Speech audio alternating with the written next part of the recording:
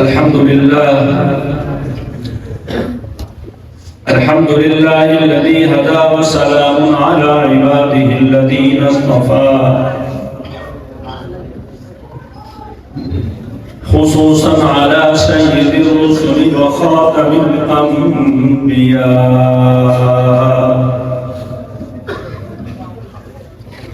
وعلى آله وصحبه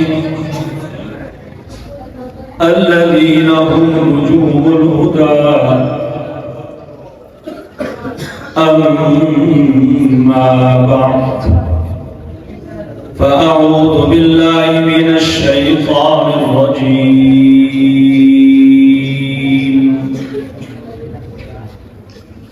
بسم الله الرحمن الرحيم.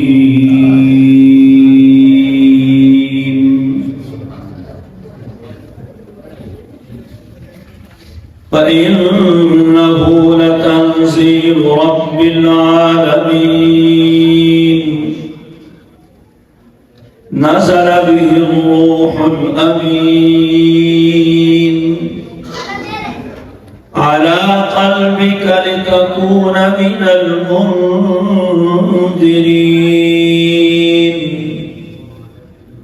بلسان عربي مبين.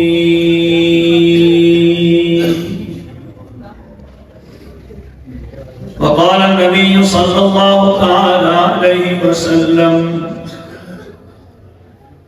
الماهر بالقرآن مع السفرة الكرام البررة، والذي يقرأ القرآن ويتتعتع فيه وهو عليه شاق له أجران. وقال النبي صلى الله تعالى عليه وسلم: أشراف أمتي حملة القرآن وأصحاب الليل، أو كما قال رسول الله صلى الله تعالى عليه وسلم: صدق الله العظيم وصدق رسوله النبي الكريم، ونحن على ذلك لمن الشاهدين والشاكرين، والحمد لله رب العالمين.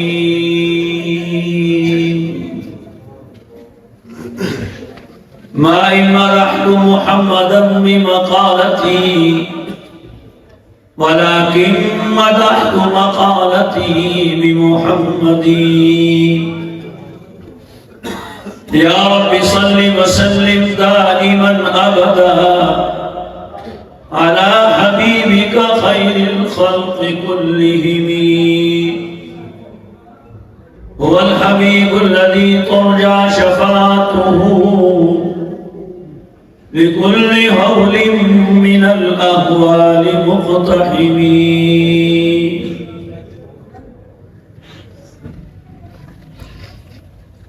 हमारे अजीज हजरत मौलाना कारी हनीफुर रहमान साहब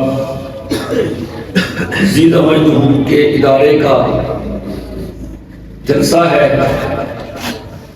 और इसमें मदरसा से खारिज होने वाले हुफ़ाज़ किराम की दस्तारबंदी होनी है। मैं सबसे पहले मौलाना कारी हनीफुर रहमान साहब को और हाफिज होने वाले हुफ़ाज़ किराम को, उनके वालिदैन को, उनके असातिज़ा किराम को और इन हुफ़ाज़ के आइज़ा अक़रबा को मुबारकबाद पेश करता हूँ, और अल्लाह के हुज़ूर दुआ करता हूँ कि अल्लाह ताला इन बच्चों का हाफिज बनना कबूल फरमाए। जितने भी फजाइल हैं قرآن پڑھنے کے، قرآن پڑھانے کے، قرآن سننے کے، قرآن سنانے کے، اللہ تعالیٰ وہ سارے کے سارے ان حفاظ کو بھی عطا فرمائے، ان کے والدین کو، ان کے اعزاء قربا کو اور ان کے اساتذہ کو بھی وہ فضائل عطا فرمائے۔ عرض یہ کر رہا تھا کہ قرآن کریم کے بہت فضائل ہیں اور یہ کمال ہے ہمارے حضرت محمد مصطفیٰ احمد مصطفیٰ صلی اللہ علیہ وسلم کا کہ دین کے جس شعبے کے فضائل بیان فرمائے تو حدیث پڑھنے والے طالب علم کو لگتا یہ ہے کہ یہی شعبہ سب سے بڑھ کے، کہہ دو سبحان اللہ۔ ذکر کے فضائل پڑھیں تو یوں لگتا ہے کہ سب سے افضل عمل اللہ اللہ کرنا ہے۔ تلاوت کے فضائل پڑھیں تو یوں لگتا ہے کہ تلاوت کرنا ہی سب سے بڑا عمل ہے۔ نماز کے فضائل پڑھیں یوں لگتا ہے کہ نماز ہی سب سے افضل عمل ہے۔ جہاد کے فضائل پڑھیں تو یوں لگتا ہے کہ اسلام میں سب سے افضل عمل ہی جہاد ہے۔ یہ کمال ہے اس بیان کرنے والے نبی کا کہ جس نے اس جہت سے، اس انداز سے ہر چیز کی فضیلت کو بیان کیا ہے کہ جو جس باب کو پڑھے گا یہی سمجھے گا کہ یہی سب سے افضل، سب سے افضل۔ اور قرآن کریم تو ایسی ایک لازوال دلیل ہے، اس کا 14 صدیوں سے باقی رہنا، محفوظ رہنا، اس کی صورتوں کا، اس کے پاروں کا، اس کی آیتوں کا، اس کے زبر زیر کا، اس کے شد مد کا، اس کے پڑھنے کے لب و لہجے کا اس بات کی دلیل ہے کہ قرآن بھی سچا ہے، قرآن بھیجنے والا رب بھی سچا ہے، قرآن لانے والا جبریل امین بھی سچا ہے، جس ذات پہ قرآن اتارا گیا وہ بھی سچا ہے، جس مذہب کا قرآن ہے وہ مذہب بھی سچا ہے۔ پھر کیوں نہ ہوا ممتاز دنیا بھر کے دینوں میں، وہاں مذہب کتابوں میں، یہاں قرآن سی۔ آج کوئی فن پڑھتا ہے، کوئی علم پڑھتا ہے، اس کی منفعت کو دیکھ کے ڈاکٹر بنیں گے تو ٹیکے لگا کے پیسے لیں گے، قوم کی خدمت کریں گے، یعنی کہ اپنی جیب بھریں گے۔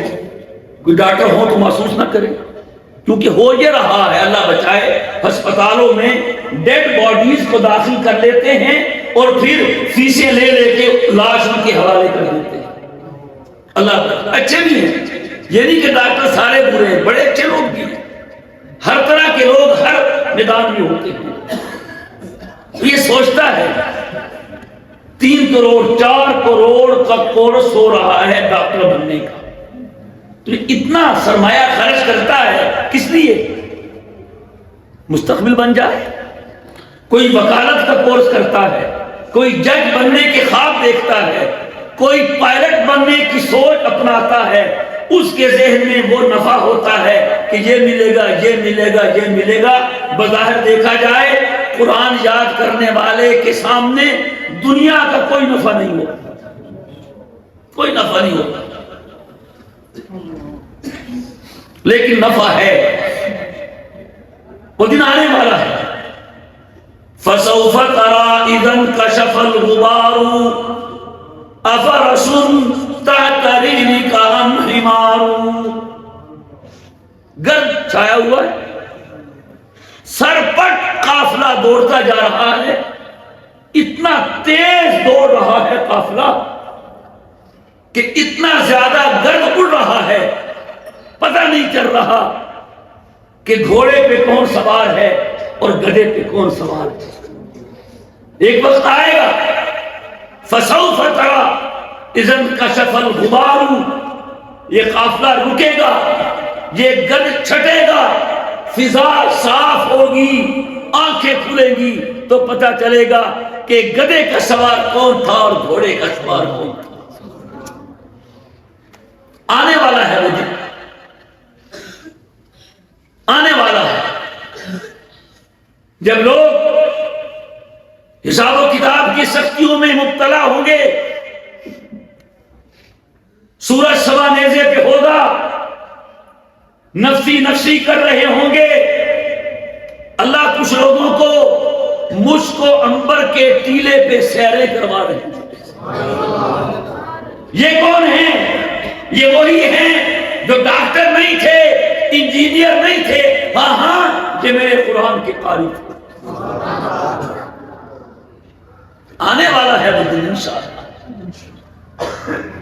جب لوگ پیاس کی وجہ سے بلبلا اٹھیں گے، پسینے سے شرابور ہو جائیں گے، کسی کا پسینہ گھٹنے تک ہوگا، کسی کا ناک تک ہوگا، کسی کا سینے تک ہوگا، کسی کا ناک تک ہوگا، اور کچھ ایسے ہوں گے اللہ جنہیں کہے گا تم قرآن پڑھتے جاؤ، جنت کے درجوں پہ چڑھتے جاؤ۔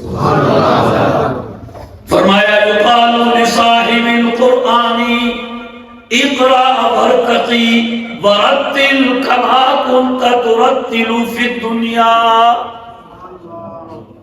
فإن منزلك عند آخر آية تقرأها۔ پڑھتا جاؤ چڑھتا جاؤ، پڑھتا جاؤ، بولو نا یار، کیا پڑھتا جا، کیا پڑھتا جا اور کہاں چڑھتا جا؟ جنت کے درجوں پہ لکھا ہے حدیثوں میں جتنے درجے جنت کے ہیں اتنی ہی آیتیں قرآن کریم کی۔ فَإِنَّ مَنزِلَكَ عِنْدَ آخِرِ آیَةٍ تَقْرَأُهَا، قرآن کی آخری آیت پہ پہنچے گا جنت کے سب سے اونچے درجے پہ پہنچ جائے گا۔ اور ایک حدیث میں ہے آیت حافظ پڑھے گا، جب پڑھنا شروع کرے گا نا ذرا جلدی کرے گا۔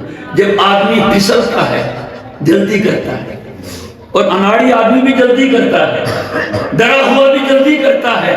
اللہ کہے گا اقرا ورتقی، اقرا ورتقی ورتل، رتل رتل کما کنت ترتل فی الدنیا۔ حافظ صاحب جلدی کیا ہے؟ جلدی کیا ہے؟ ٹہر ٹہر کے پڑھ، طرز لگا کے پڑھ، بنا سنوار کے پڑھ، جس طرح کے دنیا میں پڑھتا۔ ابھی سنا نہیں آپ نے؟ مزہ آیا کہ نہیں آیا؟ ہاں دنیا میں پڑھتا تھا، کوئی سبحان اللہ کہہ دیتا تھا، کوئی نہیں بھی کہتا تھا، کوئی خوش ہو جاتا تھا، کوئی خوش ہو کے جیب سے نوٹ نکال کے دے دیتا تھا۔ لیکن آج میرے کہنے سے پڑھے گا رتل اقرا ورتقی، ایک آیت پڑھے گا ایک درجہ جنت کا بلند ہوگا۔ اور عجیب بات یہ ہے، ایک حدیث میں ہے قرآن حافظ پڑھے گا درجہ حافظ کا بلند ہوگا، ساتھ میں درجہ ماں باپ کا بھی بلند ہوگا۔ کرم نہیں ہے، کرم نہیں ہے، کرم کا سمندر ہے خدا کی قسم، کرم کا جہان ہے۔ اور ایک بیٹے نے پڑھا ہے قرآن، درجہ اس کا بلند ہو تو ہو، لیکن اللہ اتنا کرم کرے گا اپنے کلام کے صدقے میں، جہاں پڑھنے والے حافظ کا درجہ بلند ہوگا، درجہ ماں کا بھی بلند ہوگا، اگر درجہ باپ کا بھی بلند ہوگا۔ کوئی ہے ایسا وظیفہ، کوئی ہے ایسا عمل، کوئی ہے ایسا نسخہ کہ جس کا فائدہ باپ کو بھی ہو ماں کو بھی ہو؟ بولیے، دیسی گھی بیٹا کھائے صحت باپ کی بنے گی؟ بولو نا یار، کہتے ہو تھکے ہوئے بھی نہیں ہیں، پھر اکے ہوئے ہیں، پھر بولتے بھی نہیں ہیں۔ ایک مولوی صاحب تھے نا اسی ماحول میں، تو اس نے کہا پنجابی میں، تھکے تو نہیں بیٹھے، لیکن نے کہا اسی تے اکے بھی بیٹھے ہیں۔ کیوں جی ہوں اسی کی سمجھیے، تسی کس طرح بیٹھے ہو؟ ایک جگہ میں نے یہی کہا، ایک شخص نے خوب جواب دیا، کہا حضرت اسی نہ تھکے بیٹھے ہیں نہ اکے بیٹھے ہیں، بلکہ اسی تے بڑے پکے بیٹھے ہیں۔ پکے بیٹھے ہو نا؟ وہ کون سا قانون ہے، وہ کون سا ملک ہے ڈگری بیٹے کی ہو اعزاز باپ کو ملے؟ قرآن کیا ہے؟ سبحان اللہ، بیٹا پڑھتا جائے گا، ماں بیچاری کو الحمد للہ کہہ بھی نہیں آتی ہوگی، الحمد للہ کہہ بھی نہیں آتی ہوگی، سورہ زحا بھی نہیں آتی ہوگی، سورہ تین بھی نہیں آتی ہوگی، لیکن وہ ماں اپنے بیٹے کو ناشتہ کرا کے مدرسے بھیجتی تھی نا۔ ماں کے بیٹے سکول تو بہت جاتے تھے، قاری تو بہت جاتے تھے، یونیورسٹی میں تو بہت جاتے تھے، لیکن میں اگر فرق نہ کروں تو پھر قرآن پڑھنے کے لیے بھیجنے والی ماں میں اور سکول میں بھیجنے والی ماں میں کیا فرق ہوگا؟ آج ڈاکٹر کی ماں کہتی ہے وہ میرا بیٹا ڈاکٹر بن گیا، مجھے مبارک دو، لیکن ٹھہرے آنے دے روز حشر، وہاں پتہ چلے گا کہ فائدہ ڈاکٹر کی ماں کو ہوگا یا حافظ کی ماں کو ہوگا۔ فضائل بہت، آگے سنیے، کمال ہے خدا کی، کرم کا سمندر ہے، کرم کا طوفان ہے، کرم کا جہان ہے۔ قیامت کا دن ہوگا، حافظ کا اعزاز ہوگا یعنی اللہ کے حافظ، ایک میں نے یہ بھی کرنا ہے تیرے ساتھ، یہ تیری برادری ہے، مغل برادری، ارائی برادری، اور کیڑی برادریاں، کھوکھر برادری، کلیار برادری، اور چلو کیوں جی یہی ہے نا، ڈوگر برادری، مغل برادری، رانا برادری۔ توجہ، حافظ یہ تیری برادری ہے، اس میں چاچا بھی ہے، پھوپھا بھی ہے، ماما بھی ہے، خالو بھی ہے، تائی بھی ہے نہیں؟ تو اس میں کچھ تو جنت میں جا رہے ہیں اور کافی سارے ایسے ہیں وہ کہاں جا رہے ہیں، اللہ ہم سب کو بچائے۔ لیکن حافظ آج میں تجھے یوں بھی نوازتا ہوں کہ تیری وجہ سے تیری برادری کے وہ 10 لوگ جن پر جہنم کی مہر لگ چکی ہے، تیری وجہ سے میں جنت میں بھیجنا چاہتا ہوں۔ یہ کھڑے ہیں، بس اب نام تو بتاتا جا، جنت میں ہم بھیجتے جاتے ہیں۔ یہ یوں بھی کہہ دیں حافظ لے 10 کارڈ جنت کے، نام تو لکھتا جا، جنت میں ہم بھیجتے جاتے ہیں۔ مزہ آئے گا کہ نہیں آئے گا؟ لیکن میرے دوستو ہے غیب کا پتہ، رہ گئے ماں باپ، ایک وہ آپ نے سن لیا، بچہ آیتیں پڑھتا جائے گا اور درجہ اللہ پھر ایک اور طرح سے نوازے گا۔ قرآن ہے نا، قرآن اللہ میں سے نکل کے آیا ہے، سبحان اللہ، اللہ کی صفت ہے۔ قاری پڑھتا ہے، قرآت اس کے منہ سے نکلتی ہے، بولنے والا بولتا ہے، کلام اس کے اندر سے نکلتا ہے۔ قرآن کلام اللہ ہے، کیا معنی؟ اللہ کی ذات کے سے نکل کے ہمارے پاس پہنچا۔ فرمایا البس تاجا والداہ یوم القیامۃ ضوءہ احسن من ضوء الشمس۔ اللہ اکبر، عربی آتی نہیں نا مگر آپ سبحان اللہ کہہ دیتے ہیں۔ البس تاجا والداہ یوم القیامہ، قیامت کے دن حافظ کے والدین کو نور کا تاج پہنایا جائے گا۔ البس تاجا والداہ یوم القیامہ، مولانا حنیف الرحمان صاحب دستار بندی کریں گے، کپڑے کی پگڑی سے اللہ کہے گا تم نے حافظ کی ہے نا، اور بنایا تو ماں باپ نے ہے، ماں باپ نے بھیجا ہے تو حافظ بنا ہے نا، لہذا میں ماں باپ ہی کرتا ہوں۔ تم نے کپڑے کی پگڑی سے کی تھی، میں نور کے تاج سے کرتا ہوں۔ نور کیسا؟ نور کا معنی کیا ہوتا ہے؟ نور کا معنی کیا ہوتا ہے؟ روشنی۔ ضوءہ احسن من ضوء الشمس، اس کی چمک دمک سورج کی چمک دمک سے زیادہ اچھی ہوگی۔ اللہ اکبر، سبحان اللہ۔ اور ایک روایت میں یہ بات ہے، اللہ تعالیٰ نے قیامت کے دن جہاں حافظوں کے ماں باپ کو تاج پہنانا ہے، وہاں نبیوں کے سروں پر بھی تاج ہوگا، اور سب سے اعلیٰ تاج، سب سے خوبصورت تاج، سب سے چمکدار تاج خاتم النبیین ہمارے آقا و مولا حضرت محمد مصطفیٰ احمد مصطفیٰ صلی اللہ تعالیٰ علیہ وسلم کے سر مبارک پہ ہوگا۔ وہ صرف نبوت اور رسالت کا تاج نہیں ہوگا، وہ ختم نبوت اور ختم رسالت کا تاج ہوگا۔ ختم نبوت زندہ باد، ختم نبوت زندہ باد، صحابہ زندہ باد، صحابہ زندہ باد، قرآن زندہ باد، قرآن زندہ باد، تکبیر، ہر نبی کے سر پہ تاج ہوگا، اسی طرح حافظوں کے ماں باپ کے سر پر بھی تاج ہوگا۔ توجہ، جو چمک دمک نبیوں کے تاج میں ہوگی، اس سے ملتی جلتی چمک دمک حافظوں کے والدین کے تاجوں میں ہوگی، ملتی جلتی، سیم، یو نو،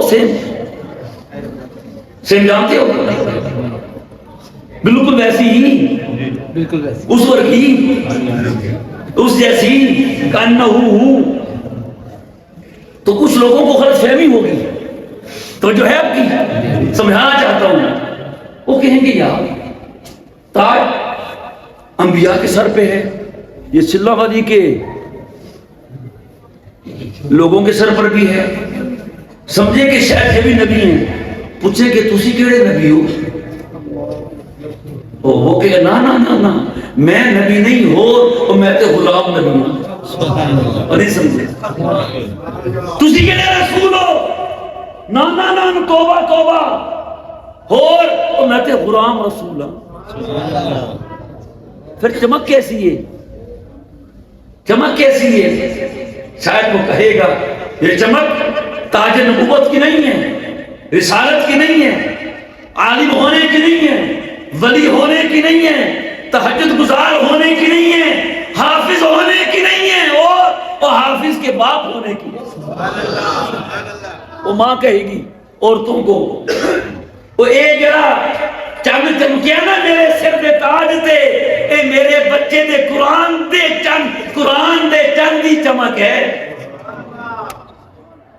ضوءہ احسن من ضوء الشمس، اس تاج کی چمک دمک جو حافظ کے والدین کے سروں پہ سجایا جائے گا، سورج کی چمک دمک سے زیادہ اچھی ہوگی۔ اللہ، مزہ آئے گا کہ نہیں آئے گا؟ بڑے بڑے لینڈ لارڈ، او بش اور فلاں بادشاہ، کوئی پرسان حال نہیں ہوگا، حافظ تو حافظ ہوگا، ماں باپ کے سر بھی نور کے تاجوں سے چمک رہے ہوں۔ آپ دستار بندی کر کے پگڑی واپس لے لیں گے؟ پگڑی واپس لے لیں گے؟ نہیں لیں گے؟ نہیں۔ میں سمجھا کہہ رہے ہیں دعا کے بعد تمام وفات پگڑی واپس کر کے جائے، اگر ساتھ رکھنی ہے واپس نہیں لیں گے؟ نہیں۔ توجہ، مولانا کہہ رہے ہیں ہم پگڑی واپس نہیں لیں گے۔ توجہ، جب مدرسے والے استاد مولانا قاری صاحب پگڑی سر پہ باندھ کے واپس نہیں لیں گے، اللہ تعالیٰ ماں باپ کے سر پہ نور کا تاج رکھ کے واپس لے گا؟ واپس لے گا؟ تو پھر تاج پہنا کے واپس بھی نہیں لے گا تو جہنم میں بھیجے گا؟ پھر مجھے کہنے دیجئے قیامت کے دن حافظ کے والدین کے سر پہ جو نور کا تاج ہوگا، وہ کہنے کو نور کا تاج ہوگا، حقیقت میں جنت کی سند ہوگی۔ سبحان اللہ۔ ماشاءاللہ جنت کی بے شک کس کا دل چاہتا ہے؟ کس کا دل چاہتا ہے قیامت کا دن ہو اور میرے سر پہ وہ تاج ہو جو حافظ کے باپ کے سر پہ ہوگا؟ ہاتھ کھڑا کر کے بتائے تو صحیح، انشاءاللہ کس کا دل چاہتا ہے؟ نہیں چاہتا؟ سبحان اللہ۔ نسخہ بتاؤں؟ نسخہ بتا دوں؟ یہ نسخہ ارسطو ابن سینا کا نہیں ہے، جالینوس و اجمل خان کا نہیں ہے، کسی گلی محلے کے حکیم کا نہیں ہے کہ الٹا پڑ جائے۔ اس ہستی کا نسخہ ہے کہ زمین اوپر آسمان نیچے ہو سکتا ہے، میرے مصطفیٰ کی بات غلط نہیں ہو سکتی۔ لوہے کی لکیر مٹ سکتی ہے، میرے مصطفیٰ کی بات غلط نہیں ہو سکتی۔ سناؤ نسخہ نبوی، اور سلا والی کے بھائیوں سناؤ، حاصل نسخہ نبوی یہ ہے۔ سبحان اللہ۔ نسخہ نبوی کا حاصل یہ ہے، او میرے امتی، او مسلمان، اور سلا والی شہر کے باشندے، رب نے بچہ دیا ہے، بچی دی ہے، حافظ تو بنا دے، کل قیامت کے دن تجھے بھی اور تیری بیوی کو بھی رب سے نور کا تاج لے کے میں دے دوں گا۔ نسخہ آسان ہے کہ مشکل ہے؟ اب کون کو نسخہ استعمال کرے گا وہ ہاتھ کھڑا کر دیں، کام بن جائے گا۔ قیامت کا دن ہوگا، اللہ کرے ایسی وہاں اکٹھے ہوں، وہ سب کے سروں پہ نور کے تاج ہوں۔ وہ تیرے سر پہ تاج کیسے؟ وہ تیرے سر پہ کیسے؟ وہ تو نے بھی وعدہ کیا تھا نا، ہاتھ کھڑا کیا تھا، میں نے بھی وعدہ کیا تھا نا، ہم نے بھی بچوں کو حافظ بنا دیا، بنایا استاد نے، رب نے تیرے سر کو بھی تاج سے سجا دیا، میرے سر کو بھی تاج سے سجا دیا۔ اپنائیں گے نسخہ؟ ہاتھ کھڑا کرو، پکا وعدہ، سچا کہ جھوٹا؟ ہوش والا کہ جوش والا؟ جوش والا، جوش والا۔ اس لیے کہہ رہا ہوں آپ کو بتانے کے لیے، ایک خان صاحب نے بیان سنا جماعت والوں کا، ماشاءاللہ، کوئی خان صاحب بیٹھا ہو تو محسوس نہ کرے، تو بہت متاثر ہوا۔ کل ہی کو ہمارا 4 مہینہ، کیا کہا جی؟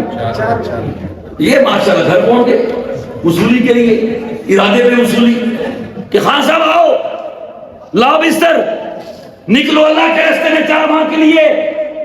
کہتے ہیں کیا ہوا؟ کہتا آپ نے ارادہ کیا تھا۔ کہو ہمارا بات سنو بھائی، ہمارا بات یہ ہے جب ہم نے ارادہ کیا تھا اس وقت ہم جوش میں تھا، اب تو ہم ہوش میں تھے۔ اس لیے پوچھ رہا ہوں جناب من، آپ کا یہ وعدہ جوش والا ہے کہ گوش والا ہے؟ اللہ تعالیٰ قبول فرمائے۔ یہ بہاریں باقی رہیں، خدا کی قسم قرآن کی بہاریں ہیں، ہر بہار پہ خزاں آ سکتی ہے، قرآنی بہار پہ خزاں نہیں آئے گی، اور ابھی قرآنی بہار آ رہی ہے بشکل رمضان۔ فرمایا شہر رمضان الذی انزل فیہ القرآن هدى للناس وبينات من الهدى والفرقان فمن شهد منكم الشهر فليصم۔ اللہ ہمیں رمضان بھی عطا کرے، قرآن بھی عطا کرے۔ قیامت کا دن ہوگا، سب دور بھاگیں گے، قرآن بھی قریب آئے گا، رمضان بھی قریب آئے گا۔ رمضان کہے گا اے اللہ، اس بندے کو میں نے سارا دن بھوکا پیاسا رکھا ہے، اس کو بخش دے۔ قرآن کہے گا اے اللہ، میں نے اس کو رات کے ایک عرصہ تک کھڑے رکھا ہے، اس کو بخش دے۔ فَيُشَفَّعَانِ، رب قرآن کی سفارش بھی قبول کرے گا، رمضان کی سفارش بھی قبول کرے گا۔ رکھیں گے روزے، پڑھیں گے تراویحاں، کریں گے تلاوتیں، اللہ قبول فرمائے۔ وآخر دعوانا ان الحمد للہ رب العالمین۔